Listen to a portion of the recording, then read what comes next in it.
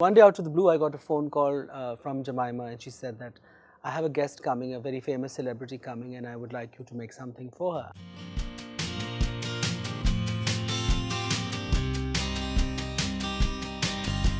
My name is Rizwan Beg. I'm a fashion designer. One day out of the blue, I got a phone call from Jamima, and she said that I have a guest coming, a very famous celebrity coming, and I would like you to make something for her. So being very curious, I said, who is that person? And she said, well, right now it's not confirmed, so I can't really, tell you who it is. But I said, okay, so give me, her measurements and give me her size. So she sent me her measurements. I had a feeling it was going to be Diana.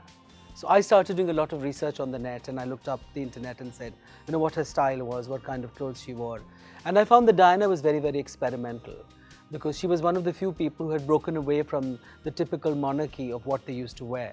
And she, when she traveled extensively, when she traveled to international, countries, she actually experimented with what those people were locally wearing. So I decided to make her an achkan, which is basically like a sherwani, a man's version of a sherwani, but we made it a softly more feminine version. I had suspected that she was coming for the opening of the Shaukat Khanum. And while I was in this process, it came out in the papers that Diana was going to visit Pakistan. So it kind of confirmed that it was actually going to be Diana. She loved pearls and she loved the color off-white.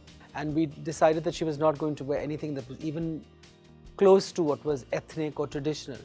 So the embroidery we chose was very, very Western. It was all silk thread embroidery, and it was all in 5 different shades of white. So there was a cream and there was an apple white and all different shades of white, and we used a lot of pearls with it. And we designed and embroidered this achkan for her. And then we decided that since she was going to come to Pakistan and she was experimental, we actually made a shalwar for her. So it was like a trouser shalwar, a modern version of the shalwar.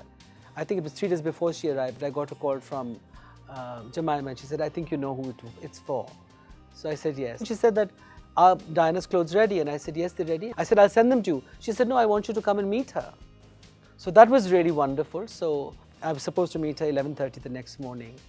And it was like a dream come true, because I was actually going to meet one of the hugest celebrities and one of the biggest fashion icons in Pakistan. We ended up going to meet her. She was staying at a friend's house, one of Imran Khan's friend's houses. And like a dream, Diana walks out and she's sitting there and she's like, and I'm thinking, this is unreal, I'm a designer from a third world country who's probably never, dreamt of meeting somebody like Diana, such a big superstar. And I immediately kind of, fell in love with her, because she was one of the most amazing people. She was very shy, she was very soft-spoken, and she was like 5'11" in her bare feet. I could understand why people fell in love with her, I could understand why she was called the people's princess. So I pulled out the outfit and she said, oh my God, your clothes are so beautiful, and do you come to England? You should be doing something in the UK. And so I said to her, I was just given your measurements, I don't even know if it's going to fit you, so it would be nice if you... She said, well, I'm definitely going to wear it. So that immediately made me feel that, it was all worth it. And I said, I have one request.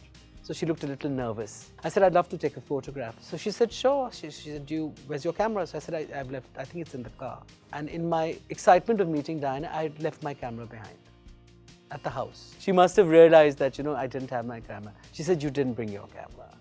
I said, no, I didn't bring my camera, in my excitement to meet you. She said, why don't you go and get your camera? Please go and get your camera. So I, of course, like a madman, rushed into the car, drove all the way back to the house, picked up my camera. When I came back, she had put on the outfit. She said, you can't take a picture of me and you without me in your outfit. So I was, of course, I was over the moon. So we took a picture, Jamima came and took a picture of the two of us. And 2 days later, I actually saw pictures in the press where Diana was actually wearing my outfit. Right now, it's at her memorial where she's buried in Althorp. There's a small museum there. So the outfit is there with my name on it.